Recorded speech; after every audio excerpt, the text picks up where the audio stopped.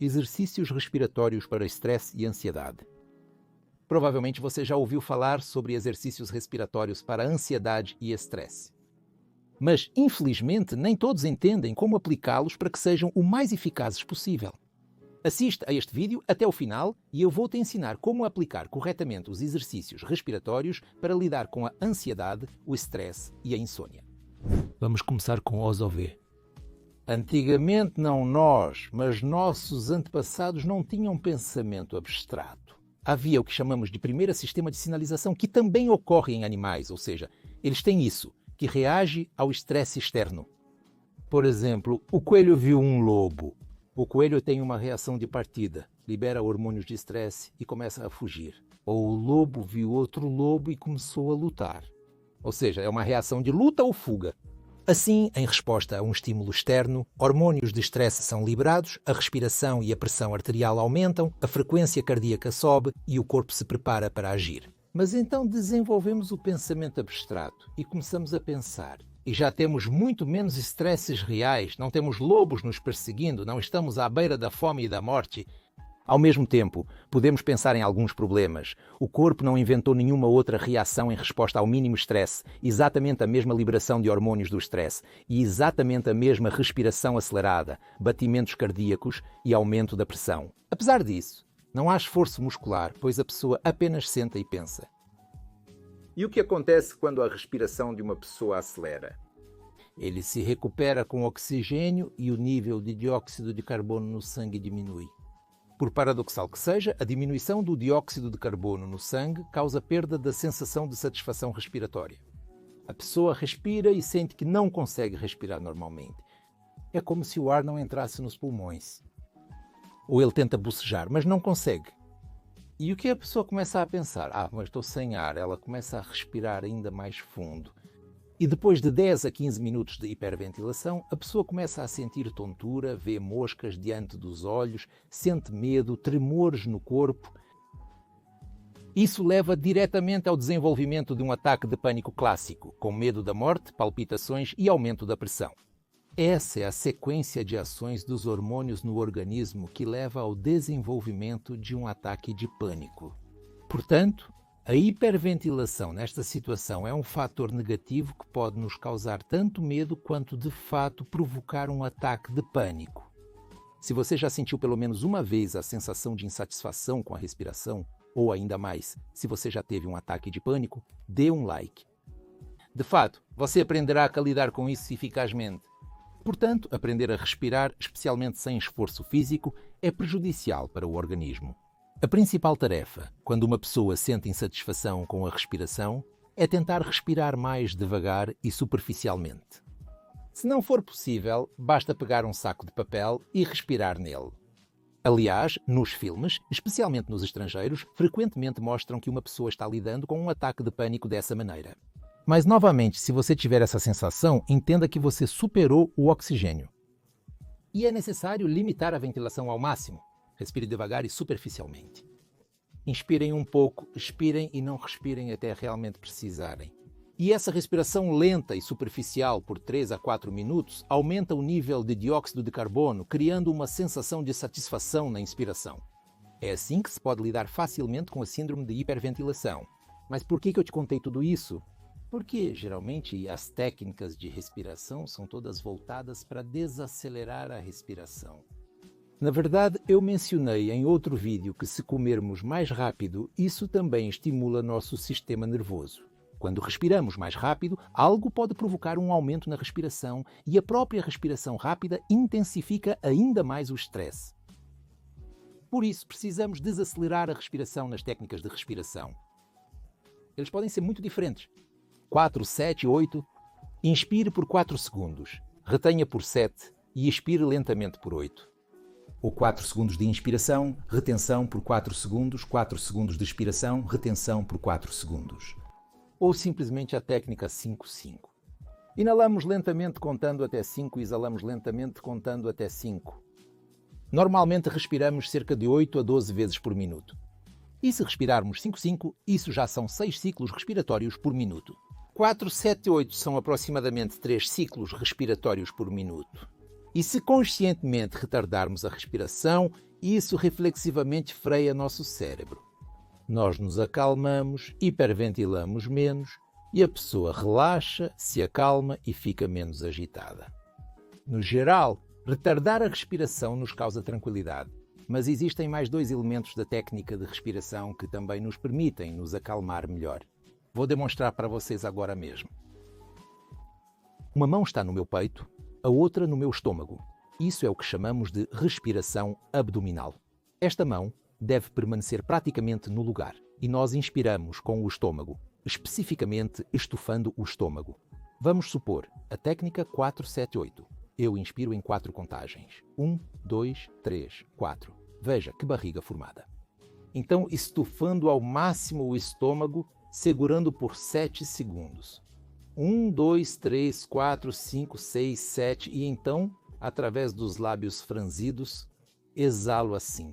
1, 2, 3, perceba, estou estufando o estômago, 4, 5, 6, 7, 8. Então, primeiro, respiramos lentamente. Segundo, contamos, eu vou explicar a situação agora. E terceiro, respiramos com o estômago, ou seja, estufamos o estômago na inspiração, depois o contraímos. Lembre-se, a respiração lenta, na verdade, desacelera um pouco o cérebro. Em seguida, a contagem matemática. Quando estamos contando, não podemos pensar logicamente ou experimentar menos emoções. Mesmo, sabe, quando você está irritado ou quer dizer algo desagradável para alguém, ainda assim dizem, sabe, respire fundo, expire, conte até 3. Ou apenas fala algo depois. Ou seja, já é suficiente para se acalmar. Então, quando estamos contando, nosso cérebro também se acalma, porque experimenta menos emoções. Bem, o que mais é extremamente importante em relação à respiração abdominal? Temos aqui o que é chamado de plexo solar. Na verdade, são as terminações dos nervos parasimpáticos e a nossa ativação do sistema parasimpático retarda uma série de processos no organismo. Em particular, a pressão arterial diminui e a frequência cardíaca diminui. Se respirarmos profundamente, estamos efetivamente massageando essa área, estimulando os gânglios parasimpáticos e isso reflexivamente também retarda nosso sistema nervoso. Então temos um efeito triplo. Basicamente, a desaceleração da respiração e o relaxamento do sistema nervoso, a contagem matemática e a redução das emoções e a massagem da respectiva área do plexo solar. E 5 minutos de respiração assim são suficientes para que o sistema nervoso relaxe bastante. Uma descrição detalhada desta técnica de respiração e outras técnicas de relaxamento pode ser encontrada no meu mini-livro dedicado ao estresse e à insônia. O link do livro está na descrição do vídeo. Há um aspecto extremamente importante que precisa ser levado em consideração quando você pratica técnicas de respiração ou outras técnicas de relaxamento. Ocorre às vezes uma situação em que a pessoa afirma: comprei seu livro, li sobre a técnica de relaxamento, não dormi, tentei aplicá-la, despertei totalmente e não consegui dormir de forma alguma. Tudo é terrível. Sua técnica não funciona.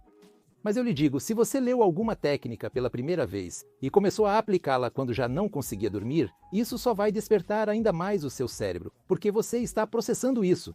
Sabe, se você veio, não sei, a um treinador e ele mostrou algum elemento, para executar bem esse elemento, você precisa repeti-lo de 50 a 100 vezes. Logo, o mesmo vale para as técnicas de respiração e relaxamento. Primeiro, você deve praticá-las não antes de dormir, mas durante o dia, quando não consegue adormecer. E repetir 50 a 100 vezes regularmente. Geralmente são de 3 a 5 vezes ao dia. E depois de 2 a 3 semanas, a técnica se torna automática. E, na verdade, você só começa a pensar sobre a técnica de respiração que vai executar, e sua pressão já começa a diminuir, seu pulso diminui e você começa a respirar mais devagar. O relaxamento ocorre quase reflexivamente. E então, quando a técnica já está automatizada, você pode usá-la quando não consegue dormir ou acorda no meio da noite e quer voltar a dormir rapidamente.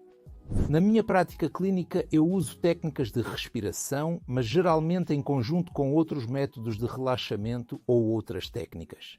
E talvez eu possa agora contar um programa simples o suficiente que permite relaxar melhor, experimentar menos estresse e, consequentemente, dormir melhor. Primeiro, a mesma técnica de respiração eu recomendo aos meus pacientes fazerem 5 vezes ao dia, antes do café da manhã, antes do almoço, antes do jantar. Após um tempo de reflexão, também direi algumas palavras. E 1 hora antes de dormir, repetimos a técnica 5 vezes, aprendemos, trabalhamos nela, aperfeiçoamos até a perfeição e ela começa a funcionar reflexivamente. O próximo é isso: a ingestão lenta de alimentos e a mastigação lenta. Em outro vídeo eu falei detalhadamente sobre isso. Aqui vou dizer brevemente que normalmente mastigamos muito rápido, cerca de 100 a 200 vezes por minuto, como em uma discoteca. Devemos desacelerar conscientemente o ritmo de mastigação para cerca de 1 vez por segundo. Pense diretamente sobre você mesmo como você mastiga. A mastigação lenta também reflete na desaceleração do cérebro. E acontece que primeiro nos preparamos para comer, realizando a técnica de respiração. Aliás, entre outras coisas, em muitas religiões as pessoas oram antes das refeições. Na verdade, eles também relaxam até certo ponto e se preparam para a refeição. Assim, a técnica de respiração, acompanhada de uma refeição lenta sem dispositivos para realmente focar na comida. Isso é o chamado mindfulness. É a concentração no presente, estar aqui e agora, e não em qualquer lugar. Aqui, enquanto come, a pessoa observa o terremoto. Ele libera adrenalina e, ao invés de desfrutar a refeição, preocupa-se com as vítimas do terremoto. Isso é um estresse constante. A pessoa não sente prazer, desculpe, ao comer. O próximo, que se refere a mais tempo de inquietação. Isso também é uma técnica interessante para lidar com desconfortos. Podemos transformar problemas em tarefas. Se um dente dói, marco consulta com o dentista. Mas há um problema, por exemplo, com a saúde que se prolonga. Ou problemas familiares, ou dificuldades financeiras que a pessoa não especifica como uma tarefa. Isso está sempre na memória operacional, a pessoa vive isso constantemente, mas não pode agir sobre. Mas essa técnica ainda é chamada de Napoleão ou Scarlett O'Hara. Você pode adiar esse problema. Ou seja, se você teve a ideia de que está sem dinheiro e não conseguiu anotar, vou conseguir um novo emprego ou vou roubar dinheiro lá, sim, Deus me livre, claro. Você pode se prometer ou decidir pensar sobre isso durante um momento de tranquilidade. E eu recomendo aos meus pacientes que estabeleçam um dia após o trabalho, por exemplo, às 18 horas, 20 minutos, quando a pessoa pode relaxar. Durante o dia, se ele tem algum pensamento, ele não pode tomar uma decisão agora. Ele anota e abre um bloco de notas ou um smartphone e vê tudo o que escreveu e pode pensar por 20 minutos: o que devo fazer? Não tenho dinheiro? E o que devo fazer se tiver problemas na família? O que fazer se tiver problemas com as crianças? Mas esses 20 minutos acabaram. Você me prometeu, e eu vou pensar sobre esses problemas amanhã às 6 da tarde. Portanto, para não mantermos constantemente esses problemas em nossa memória de curto prazo, mas adiá-los e refletir mais tarde. Eu vou pensar sobre isso amanhã. Aqui está Napoleão. Quando ele ia dormir, ele imaginava uma cômoda com gavetas abertas e ele colocava esse assunto em uma gaveta, em um nível de consciência, fechava a cômoda e dizia: eu vou abrir você amanhã. Então, no meu livro sobre estresse e insônia, essa técnica é descrita em detalhes. Você pode lê-la e aplicá-la. Às vezes eu digo, essas garotas impressionantes me contam, sabe? O médico escreveu 10 problemas terríveis que me perturbaram. Mas às 6 da tarde eu abro e percebo que 7 deles já não me incomodam absolutamente. Ou seja, nesta situação, você pode esquecer completamente sobre eles e não se preocupar. Assim, se a garota mantivesse esses 10 problemas em mente o tempo todo, ela poderia ficar muito nervosa até o final da noite e, claro, dormir mal. Ou seja, em geral, um conjunto completo de tais técnicas de relaxamento nos permite relaxar muito efetivamente e dormir melhor.